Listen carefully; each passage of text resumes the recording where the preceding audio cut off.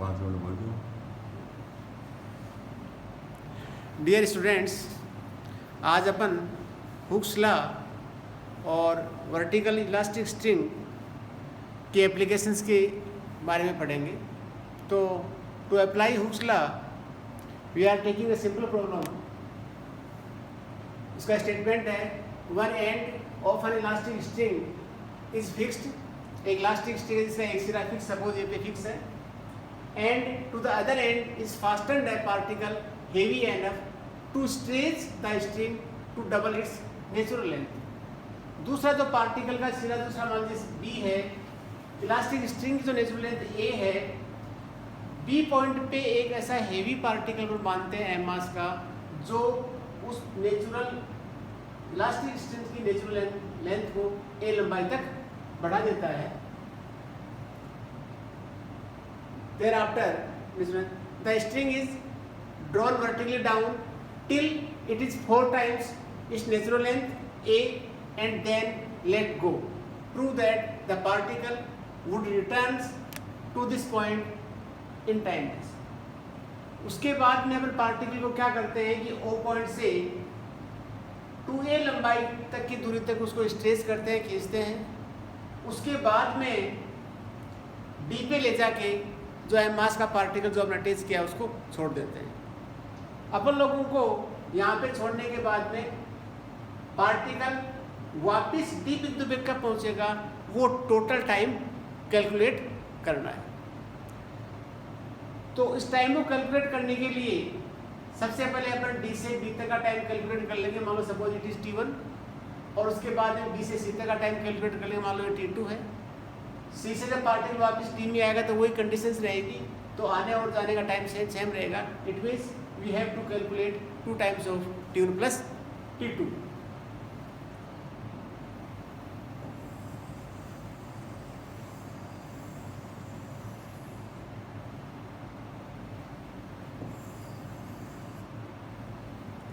इस प्रॉब्लम का अपन सॉल्यूशन लिखेंगे।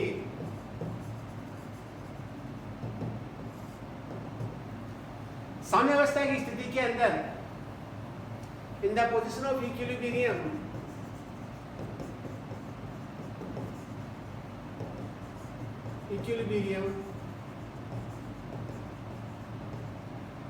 वी हैव साम्यावस्था की स्थिति में यहाँ पे दो फोर्स काम कर रहे हैं। पार्टिकल का जो वेट है वो नीचे की ओर काम कर रहा है, और जो प्रत्यास्थ डोरी में जो टेंशन है, सपोज वो टी है, वो वर्टिकली अपर डायरेक्शन में काम कर रहा है। तो therefore T0 equals to mg। This can be written as T0 अपन यहाँ पे क्या हुक्स लॉ की हेल्प से कैलकुलेट करते हैं, और यहाँ पे मान के चलते हैं कि लैम्डा यहाँ पे मॉडुलस ऑफ इलास्टिसिटी है। देयरफॉर लैम्डा AB यहाँ पे इलास्टिक स्ट्रिंग की नेचुरल लेंथ है, और A इसमें एक्सटेंशन है। Therefore A upon A, so therefore this is lambda। तो here lambda is mg। इसके बाद में m मास के पार्टिकल को O बिंदु से D बिंदु तक अपन ले जाते हैं, जहां OD इक्वल टू कितना है 2a है। D बिंदु पर पार्टिकल को अपन छोड़ देते हैं, तो D बिंदु पर पार्टिकल वेलोसिटी 0 है, T 0 है, और O से अपन डिस्टेंस मेजर करते हैं, वो x इक्वल टू 2a है। अपन ये मान लेते हैं कि t समय पश्चात पार्टिकल बिंदु P पे आ गया, जहां OP इक्वल टू x है। यहाँ जो सिंपल हार्मोनिक मोशन होगा वो ओके अबाउट होगा। तो बिंदु P पर कण की गति का अपन समीकरण लिख लेंगे।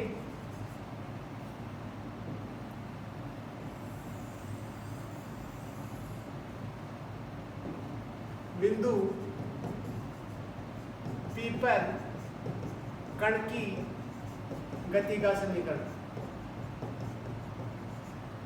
This is m d2x by dt square equals to, यहाँ पे दो फोर्सेस काम कर रहे हैं, mg और एक t।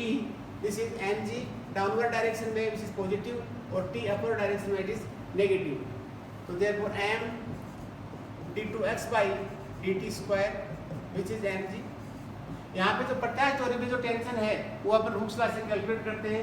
यहाँ डोरी की जो एक्सटेंडेड लेंथ है, it is the natural length a plus x is extension in the string, so therefore lambda into this is a plus x upon a is the natural length.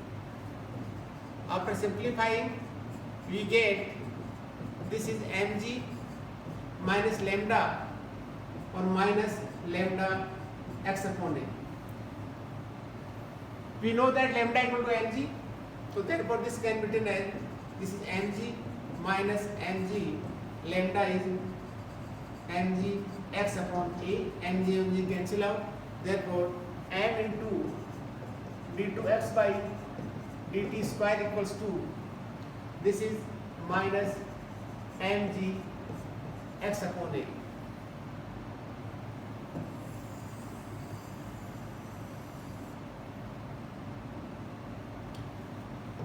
This can be written as d2x by dt square is minus g by a into x,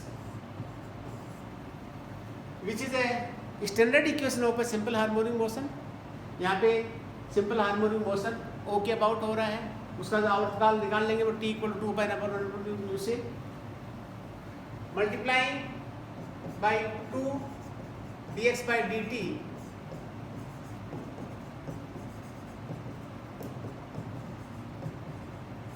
this is 2 dx by dt. Then integrate, we have this is dx by dt का whole square और this is minus g by a into x square plus c1, where c1 is a constant of integration. To calculate the value of c1, we are applying the initial condition at the point a. Initially at a,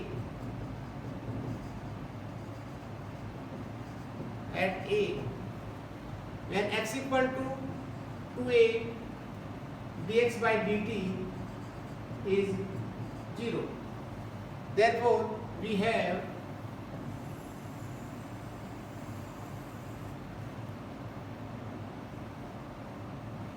this is 0 equals to minus g by a, this is 4a square plus c1, c1 is g by a into 4a square.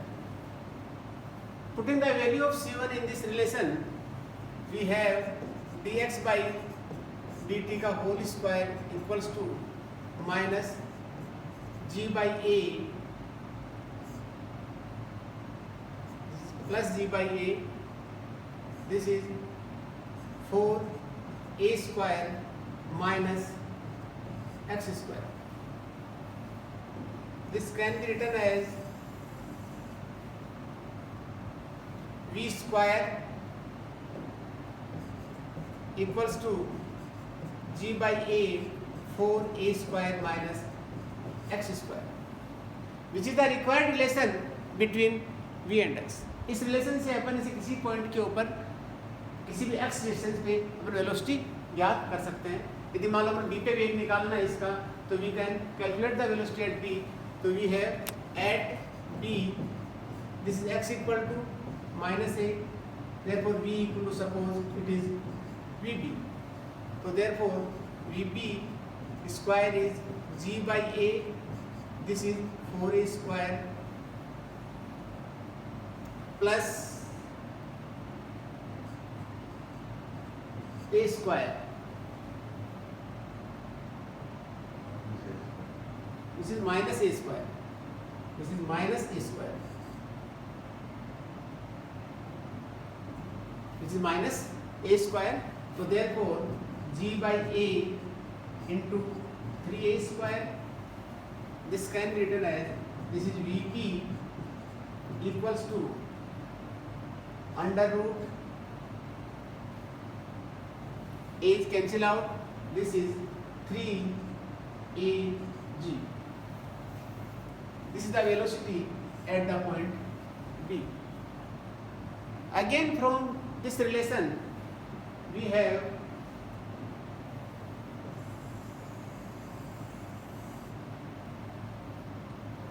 अपन को अब B से B के बीच में time calculate करना है, जिसको अपन ने t1 माना है. तो now this is dx by dt equals to under root of g by a, this is under root of, this is 2a square minus x square, we are taking negative sign, क्योंकि यहाँ भी particle x के decrease होने की दिशा में motion कर रहा है, इसलिए we are taking negative sign.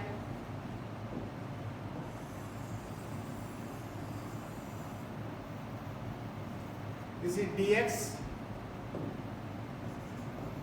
Upon under root of 2a square minus x square integral, this is x equal to 2a to x equal to minus a equals to minus under root g by a, this is integral of dt, suppose time is 0 से t1. This is, we are taking negative this side,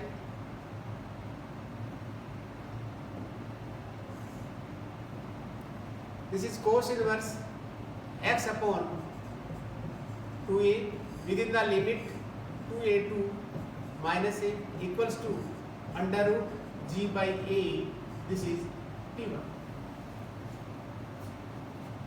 Applying the upper limit and lower limit, we have cos inverse putting x equal to minus a, which is minus 1/2, which is 2 pi by 3 minus cos inverse 1, which is 0, equals to under root of g by a P1. So therefore P1 equals to under root of a by g or 2 pi by 3. This is P1. P1 is under root of a by g. This is 2 pi. Furthermore,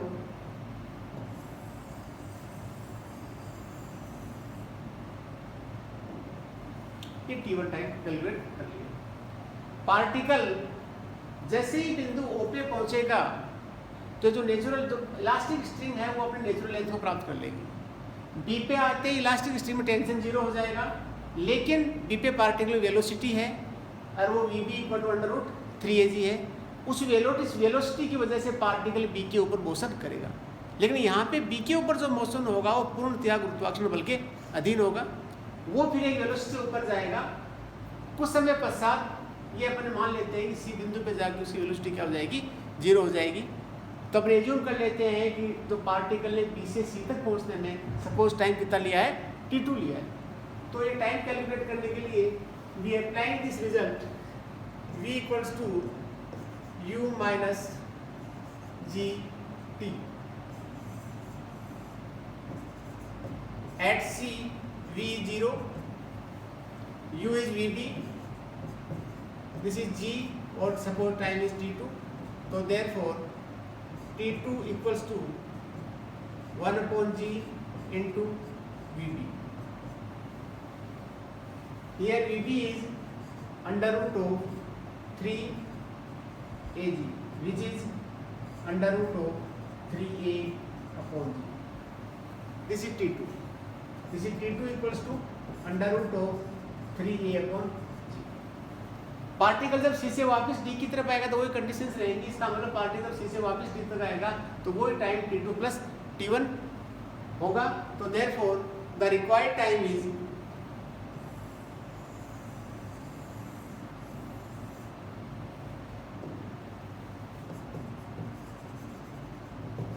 required time taken by the particle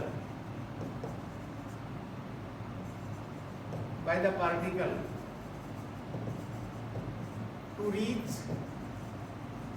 at t. This is 2 t1 plus t2. This is 2 t1 is under root of ag 2 pi by 3 or t2 is under root of 3a.